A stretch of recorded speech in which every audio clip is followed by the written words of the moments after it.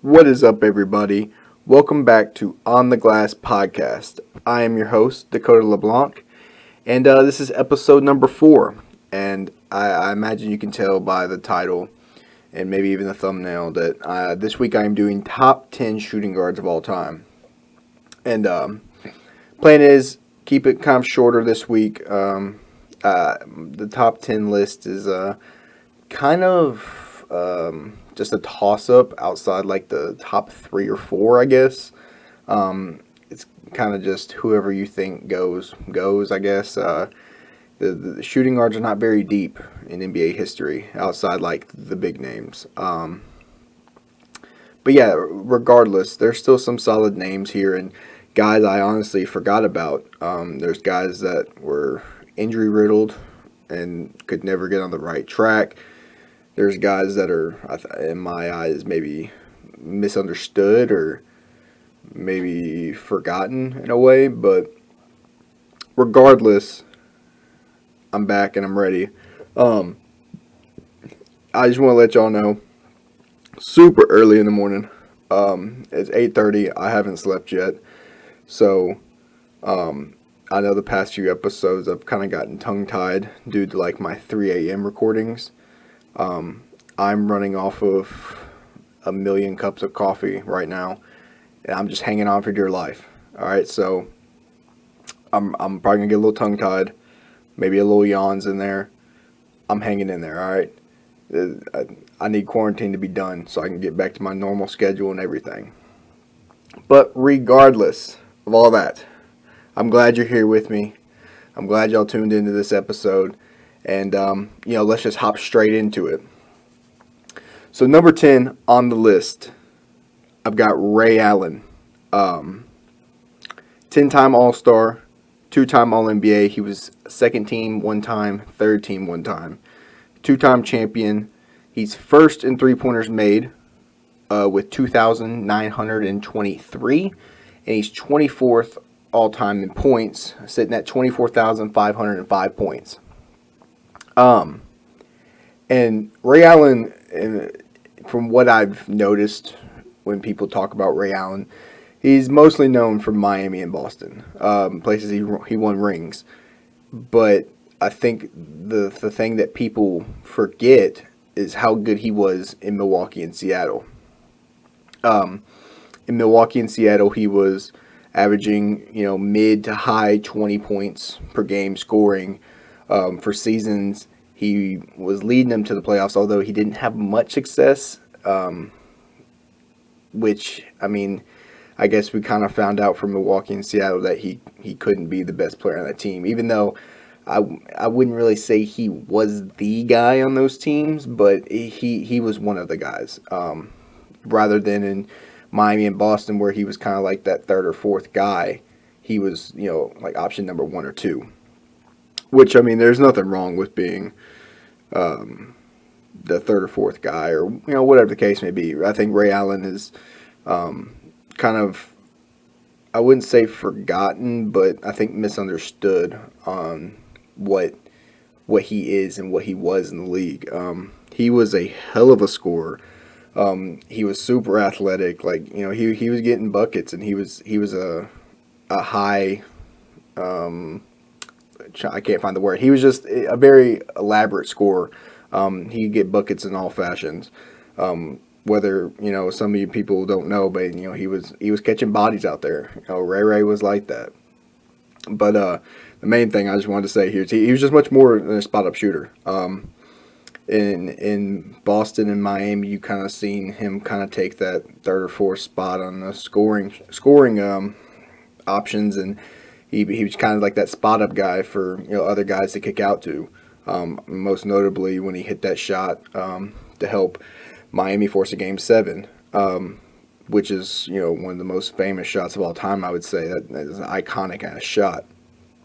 But yeah, Ray Allen was much more than just a spot up shooter, and I think people forget that. But regardless, Ray Allen number 10, incredible player. At number 9. I feel like this guy is maybe overlooked all-time wise, and I don't know why, but number 9, I got Sidney Moncrief. He was a 5-time All-Star, 5-time All-NBA. He was first team 4 times, second team 1 time, 5-time All-Defense. He was also first team 4 times, second team 1 time.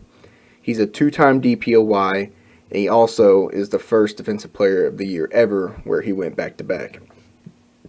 So, he made the finals in 83-84, which he lost to that stacked. I don't think they were quite stacked yet, but they still had Larry. I think they had McHale. I mean, there was still the Celtics. It was the mid-'80s Celtics. So I mean, you can't really discredit him there. But I mean, he was the guy on pretty much every team he played for.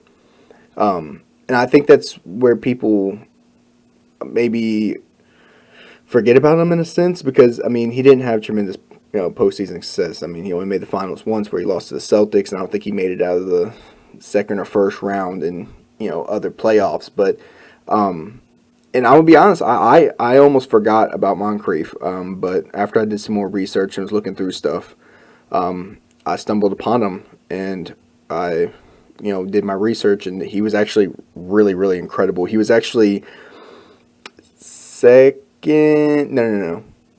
I think he had one top 10 finish in MVP voting, but I mean, that's not very notable. But yeah, Sidney Moncrief was actually really, really good, and for him to be the guy, in parentheses, the guy on all the teams he's pretty much played on, that was pretty impressive. I mean, he was carrying some maybe slightly above average Milwaukee Bucks team to the playoffs. I mean, they had a old Bob Lanier.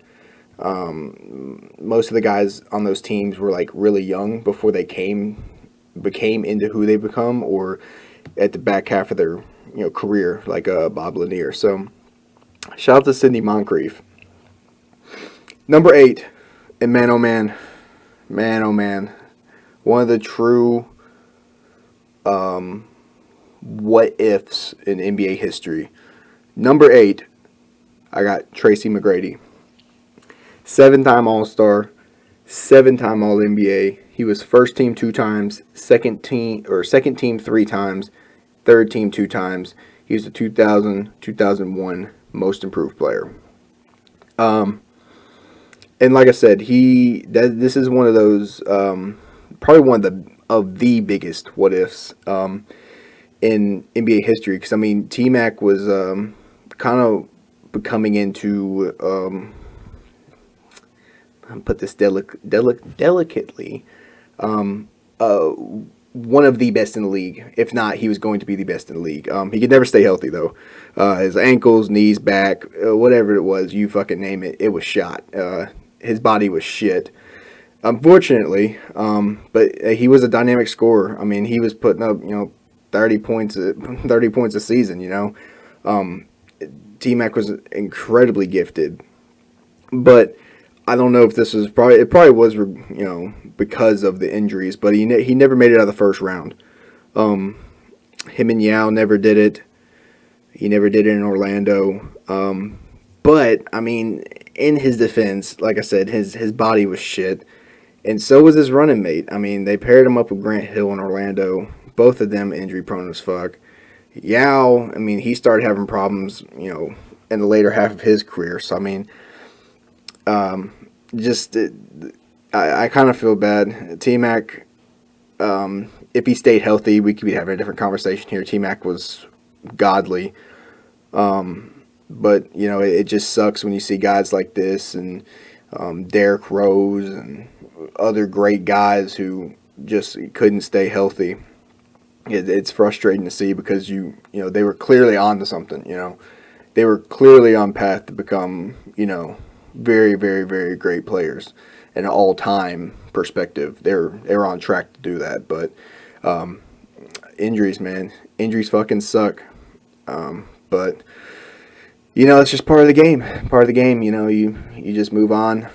He still had a very great career at seven All-Stars, 7 All-NBAs. I mean, that's still pretty good. I mean, is a lot better than a lot of players did in 18 seasons. So yeah. So moving on to the next one, number 7. I've got George Gervin, 12-time All-Star, 7-time All-NBA. He was first team 5 times, second team 2 times, 2-time All-ABA, which I try not to include that, but I think it's a little important to show what he was doing in the ABA, which he was the second team 2 times. And he was the runner-up MVP in 77-78 and 78-79. And arguably, I think, looking at the numbers and looking at everything, I think he maybe even should have won MVP in 77-78. He lost to Bill Walton. Bill Walton was having an incredible season, but I mean, when you look at it by numbers wise, I think Gervin had a little bit better of a season, but I could not find the standings for that season, so maybe Bill Walton won it because he had a better seeding in the West. But yeah, 78-79. I forgot who he lost to. I did not write that down. I apologize. But most of those rosters that George Gervin was a part of, they were not the greatest. You look at it and like James Silas was like his number 2 option, and there's no offense to some of the guys he was a part. Some of the guys that are on those rosters and teams he was a part of, but that was no bueno. So he carried most of his teams to the playoffs, where he didn't really have much success. I don't think he ever made it to the finals, unfortunately. But he led the league in scoring 6 times, with his highest marks being 34 points, 33 points, and 33 points. And George Gervin, I feel like he was really ahead of his time, scoring-wise.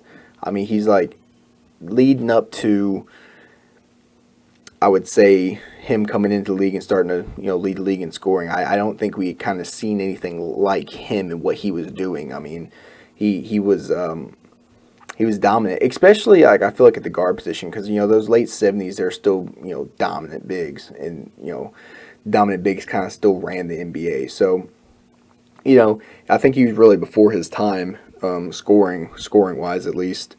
But yeah, George Gervin, hell of a player, and Iceman, the man himself, George Gervin. So yeah, moving on to number 6, and this is where we get into kind of more of the set in stone part of the list.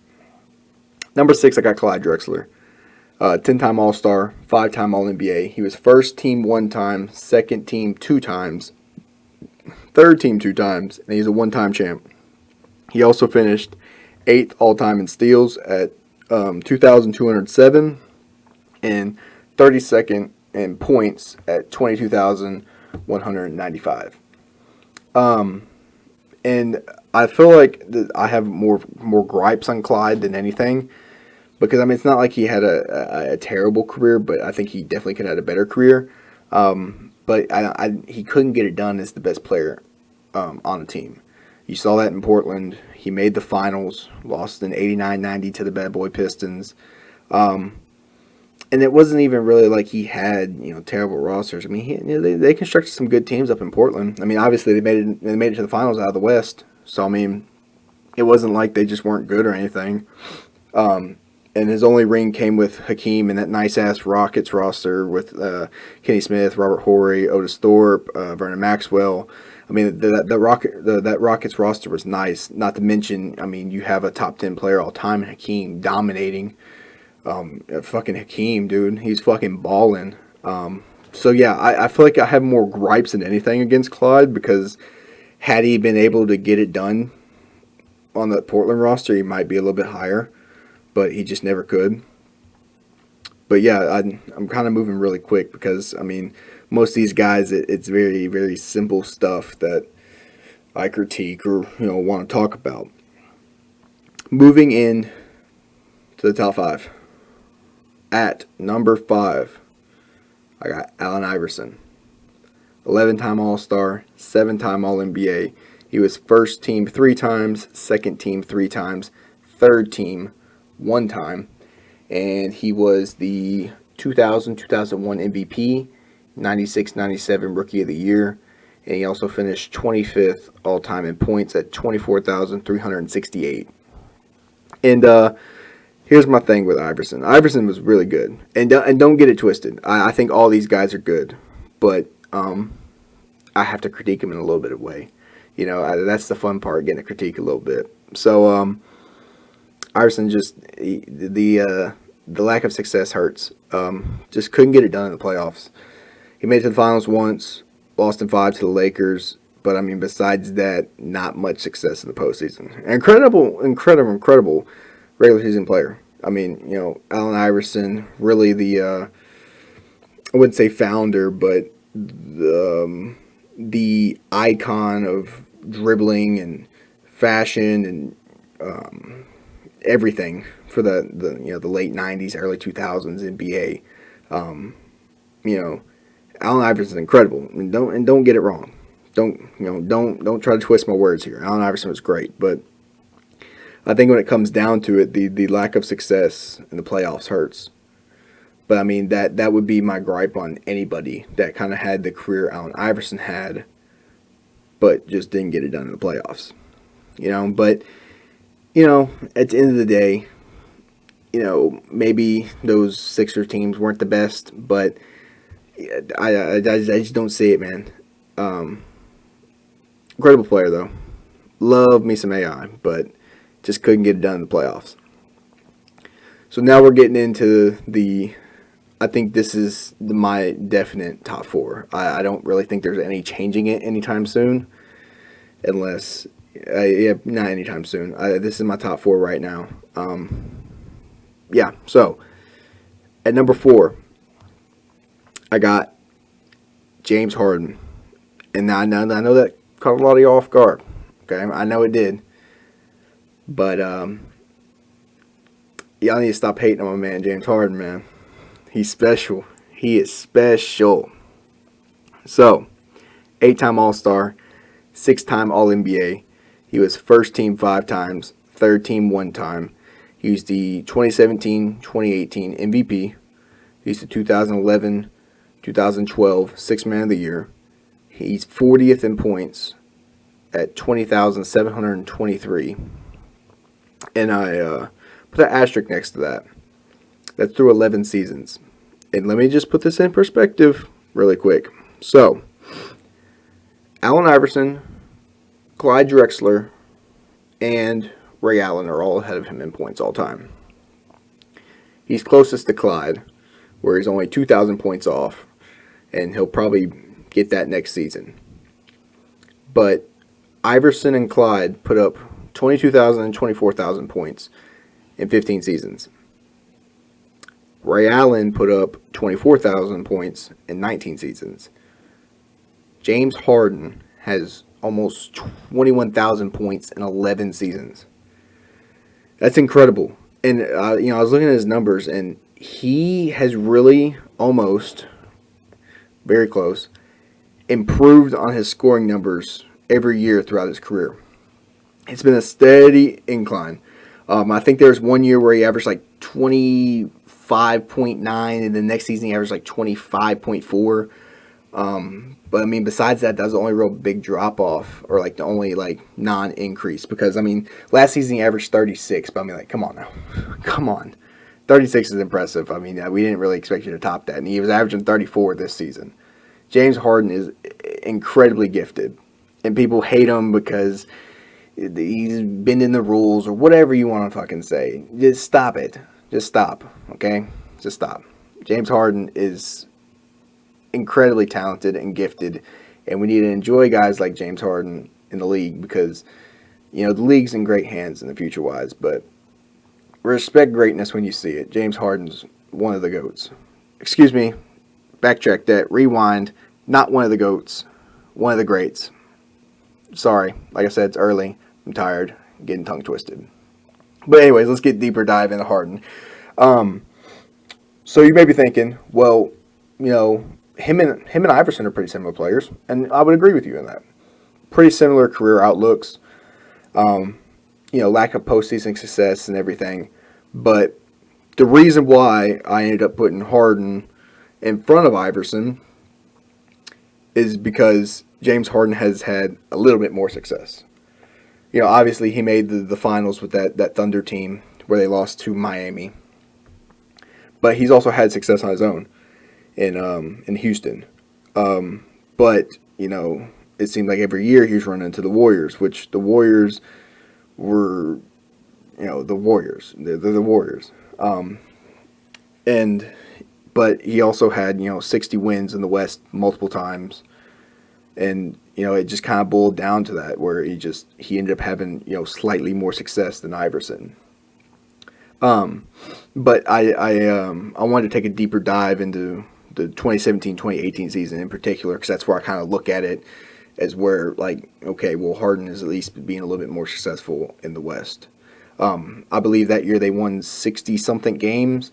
They ran into the Warriors in the Western Conference Finals, and they were up 3-2, I believe, when Chris Paul went down with, I believe, a hamstring injury, and they ultimately ended up losing the series. But my thing is like, you kind of look into that season and be like, well, if they have Chris Paul, they win that series. And I'm a true believer in that. I truly believe that in 17-18, if Chris Paul does not go down, they're in the finals against the Cavs. Will they win the finals? I don't know. Probably not.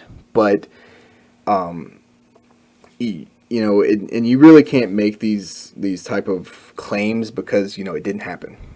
He almost made it to the finals.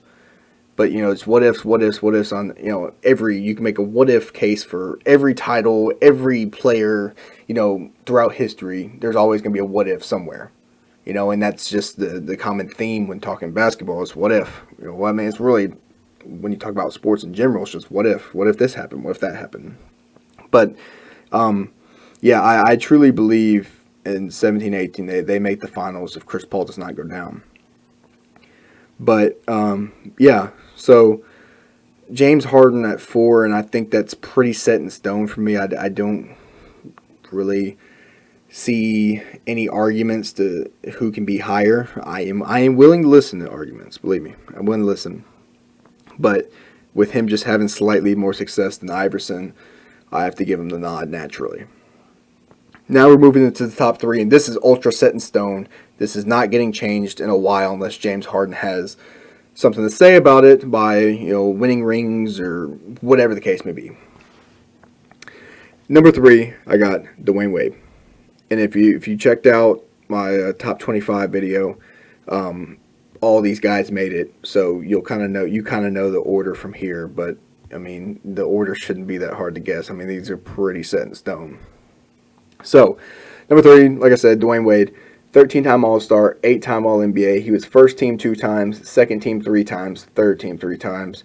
He was 3-time All-Defense. He was second team all 3 times.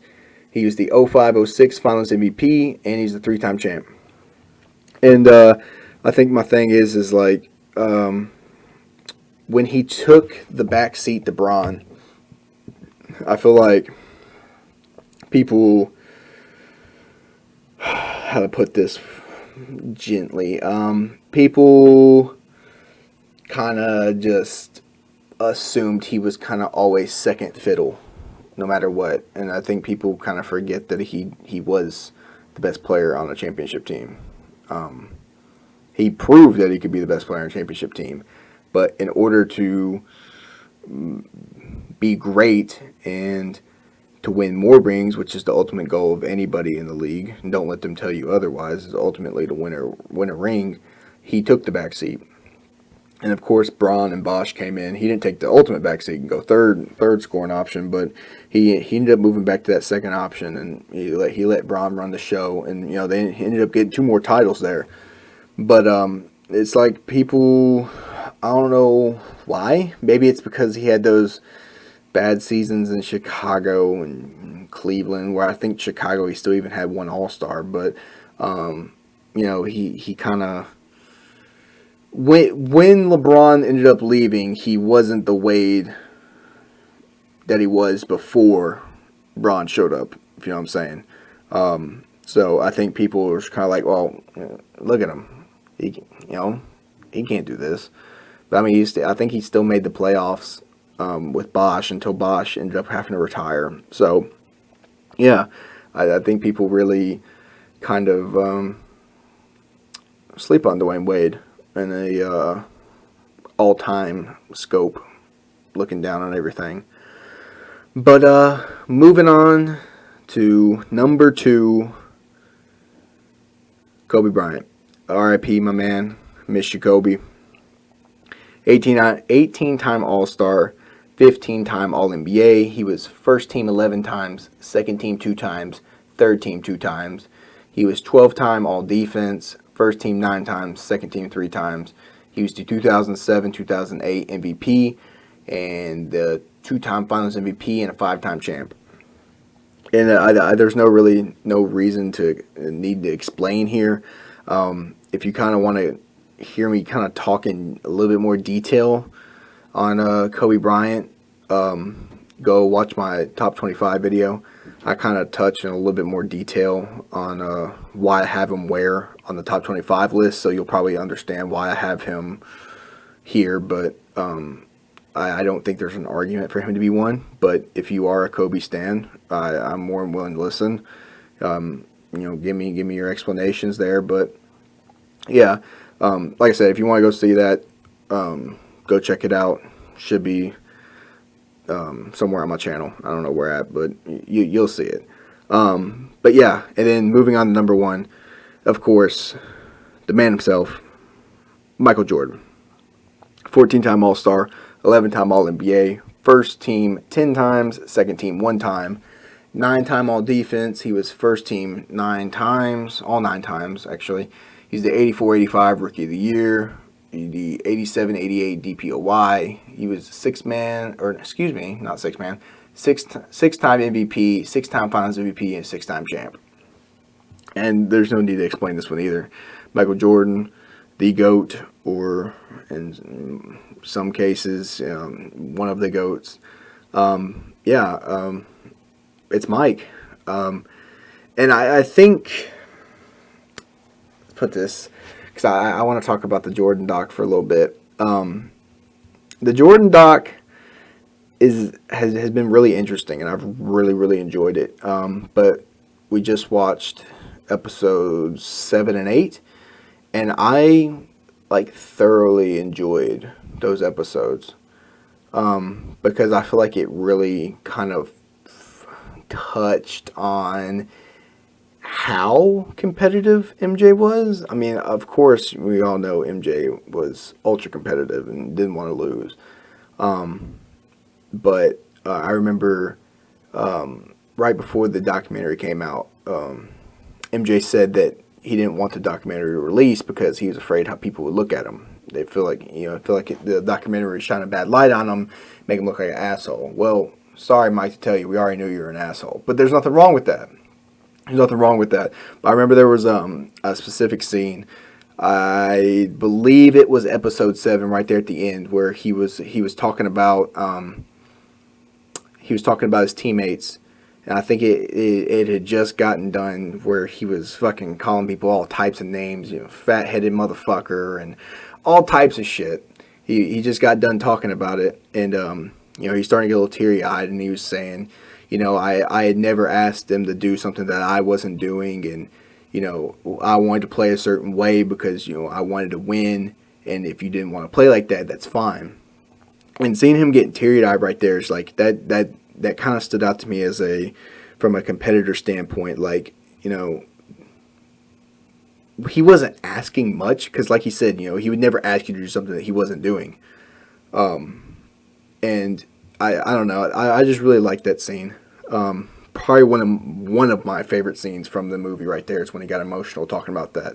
I really enjoyed that, as from just a basketball fan and just a competitor standpoint. I really enjoyed him talking about that. But yeah, I'm excited for episodes 9 and 10. I expect this finale to be damn good, and I want these 2 episodes coming up to be the best episodes. If not, we're gonna have some serious problems.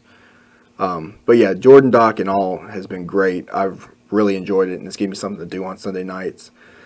Yeah, I couldn't be happier with how how well that doc has gone over. I had my doubts because I was nervous, but I knew it had potential to be really good because of all the guest stars they had on there and everything. And yeah, really enjoyed it. Looking forward to episode 9 and 10. But yeah, I think that's gonna do it here. I might ramble on for a little bit, but yeah, top 10 shooting guards of all time. Let me know your list. Let me know your top 5. Comment your top 5 down below, or hit me up on Twitter. Let me know your top 5. If you haven't followed me on Twitter, go follow me at Coder LeBlanc. I'll put that in the description, so if you need to look at it, you can look at it. But yeah, yeah, man, I just want to thank y'all for the support. The first episode kind of did better than what I expected it to do, and I think that really set high expectations. Where my last 2 episodes did not live up to those standards, which I mean, it's okay in the long haul because I'm still grateful for y'all's support, those who are watching and those of you who've subscribed. I want to thank y'all so much because I've really enjoyed making these podcasts, and I've really put in a lot of work, and I'm just glad that y'all like them. Some people like them, but yeah, I don't think I have much else. I'm about ready to get into the bed because, like I said, I have not gone to bed yet. It is 9 a.m. and I'm slowly starting to get bags under my eyes. I'm starting to yawn, and I'm jacked up on like 19 million cups of coffee, so I'm starting to run out of steam. So without further ado, this is On the Glass Podcast. Excuse me, let me rerun that back for you one time. This is On the Glass Podcast, episode number 4, top 10 shooting guards of all time. I'm your host, Coder LeBlanc, and I want to thank y'all for tuning in and supporting me. Thank you.